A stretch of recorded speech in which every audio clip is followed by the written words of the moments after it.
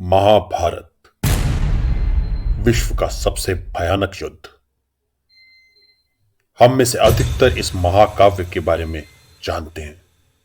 हिंसा, धोखा, राजनीति, वीरता, साहस, लालच और ईर्ष्या, और विश्व का सबसे अनमोल पाठ। हर पात्र की एक कहानी, हर पात्र का युद्ध लड़ने का एक कारण। आप क्या कहेंगे अगर मैं आपको यह बताऊं कि महाभारत के अधिकतर पात्र प्राकृतिक नहीं थे? अधिकतर प्रमुख पात्रों को किसी शतरंज की मोहरों की तरह बहुत सटीकता से उतारा गया था। इन सभी महत्वपूर्ण पात्रों को एकत्र किया गया था, परिस्थितियों को बनाया गया ताकि हम अनुभव कर पाएं मनुष्य के अद्भुत स्वभाव को, साक्षी रहें कर्म के सिद्धांत के, जो सबसे बलवान, सर्वोत्तम और सबसे निपुण मनुष्य पर भी लागू होता है। इस वीडियो के अंत तक मैं आपको महाभारत के बारे में सोचने का एक नया दृष्टिकोण दूंगा। यदि आपको मेरे स्पष्टीकरण अच्छा लगे तो वीडियो को लाइक करें और मेरे चैनल को सब्सक्राइब करें। आपके कमेंट्स की मैं प्रतीक्षा करूंगा। आइए आपको बताऊं महाभारत के कुछ अद्भुत पात्रों के बारे में और कैसे इन्हें रचा गया। कुरुवंश के राजा शांतनु के 3 पुत्र हुए। उनके पहले पुत्र का नाम देवव्रत था, अर्थात जिनका व्रत देवों के समान निष्पाप और निष्कलंक हो, एक आध्यात्मिक मानव। इन्हें आप भीष्म के नाम से भी जानते होंगे। भीष्म पितामह। देवव्रत का जन्म राजा शांतनु और गंगा के विवाह फलस्वरूप हुआ। राजा शांतनु के 2 और पुत्र थे, चित्रांगद और विचित्रवीर, जो कि उनके सत्यवती से विवाह से हुए। दुर्भाग्यवश चित्रांगद और विचित्रवीर का निधन निसंतान ही हो गया। देवव्रत अपने पिता की पुनर्विवाह की इच्छा को साकार करने के लिए आजीवन ब्रह्मचर्य की प्रतिज्ञा ले चुके थे।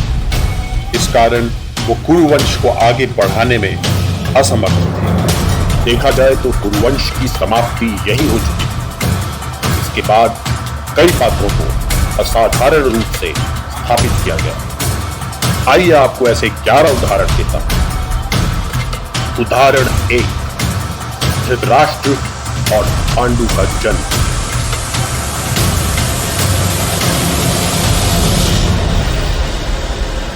कुरुवंश की ऐसी विकट परिस्थिति में वंश को अब आगे बढ़ाने के लिए कोई कुरु पुरुष नहीं था। इसलिए रानी सत्यवती ने भीष्म से परामर्श करके एक कठिन निर्णय लिया।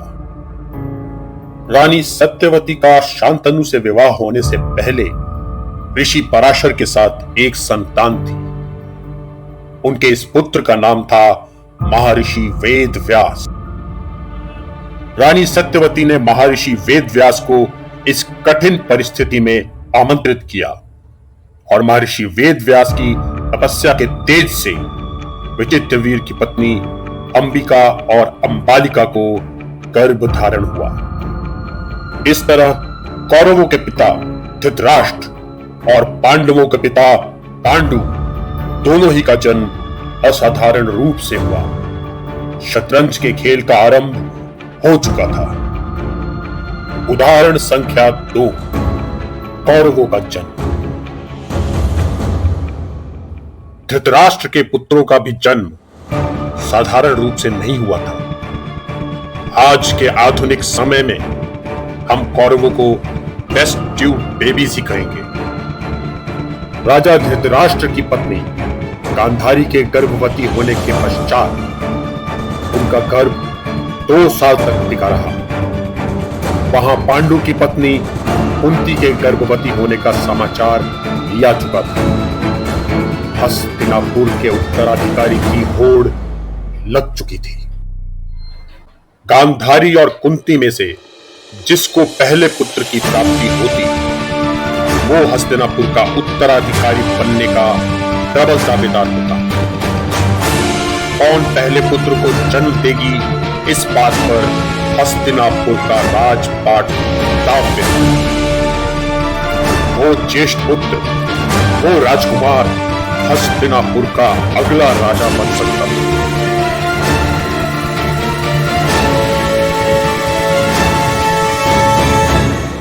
2 साल बाद गांधारी ने एक मांस के टुकड़े को जन्म दिया। ऋषि व्यास ने इस मांस के टुकड़े को 101 हिस्सों में विभाजित किया और अलग अलग घड़ों में रखवा दिया। इन 101 घड़ों में बच्चों का विकास हुआ और धीरे धीरे उनमें से जो बच्चे निकले उन्हें कौरव कहा गया। 101 घड़ों में से 100 कौरव भाई और एक घड़े से दुशाला ने जन्म लिया, जो 100 कौरवों की इकलौती बहन थी। 100 कौरवों के असाधारण रूप से जन्म लेने पर शतरंज का यह खेल आगे बढ़ा। उदाहरण संख्या 3, पांडवों का जन्म। पांडु पुत्रों का जन्म भी साधारण रूप से नहीं हुआ था। पांडु ऋषि किंदम के श्राप के कारण अपनी पत्नियों से सहवास नहीं कर सकते थे। इस विकट परिस्थिति में कुंती ने महर्षि दुर्वासा से प्राप्त वरदान का उपयोग किया। कुंती ने एक मंत्र से धर्मराज, वायुदेव और इंद्रदेव का आह्वान किया और उनसे युधिष्ठिर, भीम और अर्जुन नामक पुत्रों की प्राप्ति की। पांडु की दूसरी पत्नी माद्री ने भी मंत्रोच्चारण किया और 2 अश्विनी कुमारों से नकुल और सहदेव की प्राप्ति की। कुंती के विवाह होने से पहले जन्म लेने वाला तेजस्वी बालक सूर्यपुत्र कर्ण भी ऐसे ही असाधारण ढंग से जन्मा था। 5 पांडवों और कर्ण के विचित्र रूप से जन्म लेने पर शतरंज का यह खेल और गहराया। उदाहरण संख्या 4, द्रोणाचार्य का जन्म। एक दिन नदी के तट पर महर्षि भारद्वाज ने अप्सरा घृताची को देखा। मन में कामना जागने के कारण महर्षि भारद्वाज का वीर्यपात हो गया। अपने वीर्या के तेज और महत्ता का ज्ञान होने के कारण महर्षि ने उसे एक कलश में रख लिया।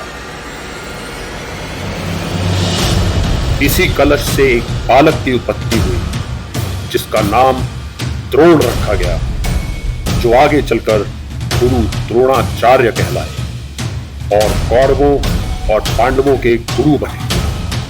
गुरु द्रोण महाभारत के युद्ध में कौरवों के दूसरे सेनापति भी थे।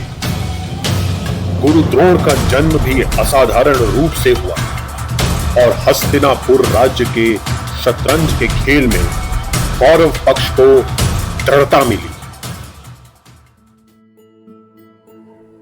इस वीडियो का पहला भाग यहीं समाप्त होता है। अगले भाग में आपको महाभारत के उन 7 और विशेष पात्रों के बारे में जानकारी दूंगा जिनका जन्म असाधारण रूप से हुआ। वो पात्र जिन्होंने सिर्फ महाभारत के युद्ध में भाग ही नहीं लिया, बल्कि महाभारत के युद्ध की परिस्थितियां भी उत्पन्न की। इस वीडियो को बनाने में मेरा बहुत समय और परिश्रम लगा। आपको ये वीडियो अच्छा लगा तो कृपया इसे लाइक और चैनल को सब्सक्राइब करें। साथ में कमेंट में ये भी बताएं कि आप महाभारत के किस पात्र या घटना के बारे में वीडियो देखना चाहेंगे। अंत में आपके लिए एक पहेली, जिसका उत्तर आप कमेंट में लिखें। सही उत्तर देने वाले में से 3 का नाम मैं अगले वीडियो में लेकर उन्हें धन्यवाद करूंगा। बताइए कि गुरु द्रोणाचार्य के पिता कौन थे? कमेंट में अपने नाम के साथ उत्तर लिखिए। जय श्री कृष्ण। ओम नमः शिवाय।